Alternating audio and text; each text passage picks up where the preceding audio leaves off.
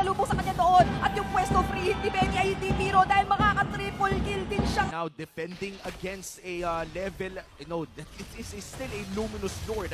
Mahirap pa rin to dahil nag-concede na nga dito si JP. Looking for the potential play pero mukhang si Nats ay makakapag-back. Lalalim ang Lord. Ang tanong dito ay mag-GG ba ang Echo? Oo nga kasi napakalayo rin nila Benny, napakaingat talaga nila. Focus muna ng RSG, mukhang tunawin at patumbay ng Lord samantalang inhibitor turrets ang tinitignan ng Echo dito sa kabila. Aqua rin kahit papaano ay mag-zone ng kalaban at magiging successful ang RSG ngayon doon sa depensa pero sabi ni Sanford it's time. Tayo naman ang papasok, tayo naman ang mag-initiate. Si Light doon may hanapin sa likod pero yung follow-up ay kakapusin ba? Nandun naman si Nats, susundan pero mukhang hindi siya makakakuha ng kill. Oh, Sanford! Si medyo low na,